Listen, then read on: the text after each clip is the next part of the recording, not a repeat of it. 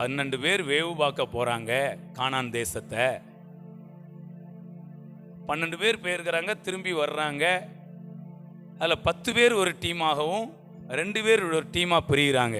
அதுக்கு காரணம் என்னன்னா, 10 பேர் சொல்றாங்க, அங்கே நாங்கள் பெரிய ராட்சசரை கண்டோம், அவங்கள நம்மளால என்ன முடியும் ஜெயிக்க, போனோம்னா நமக்கு சங்கு தாண்டியோ அப்படிங்காங்க.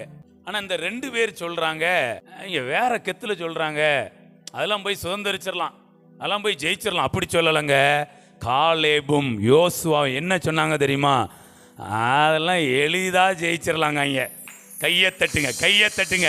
உங்க வியாதிய, உங்க பலவீனத்தை, உங்களுடைய சில சூழ்நிலைகளை நீங்க ஜெயிப்பீங்க கிடையாதுங்க, எளிதாய் ஜெயிப்பீங்க. கஷ்டப்பட்டு ஜெயிக்க மாட்டீங்க. உங்களுக்கானவைகளை கஷ்டப்பட்டு சுதந்திரிக்க மாட்டீர்கள், எளிதாய். நான் சுயமா எதையாவது சுதந்திரிச்சேன் ஜெயிச்சேன்னா கொஞ்சம் கஷ்டப்பட்டு தான் என்ன பண்ணணும். ஆனா நீங்க வாக்குத்தத்தத்தோடு, வாக்குத்தத்தம் பண்ணினவரோடு நீங்க நின்னீங்கன்னா, அவன் எவ்வளவு பெரிய ராட்சசனா இருக்கட்டும், நீங்கள் ஜெயிக்க மாட்டீர்கள், எளிதாய் ஜெயிப்பீர்கள். நீங்கள் சுதந்திரிக்க மாட்டீர்கள், எளிதாய் சுதந்திரிப்பீர்கள்.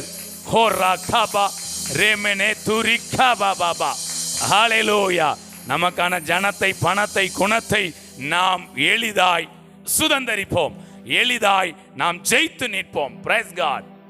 அப்போ இவங்க சொல்றாங்க பெரிய ராட்சசரை என்ன பண்ணோம் பார்த்தோம். ஆனால் இவங்க சொல்றாங்க, இவங்களும் அந்த ராட்சசரை பார்த்தாங்களன்னா பார்த்தாங்க, ஆனால் அவங்க ஒன்றும் இவங்களுக்கு ராட்சசரெல்லாம் தெரியலை, சும்மா இவங்கெல்லாம் ஒரு ஆட்களா அப்படின்னு. அது காரணம் என்ன தெரியுமா?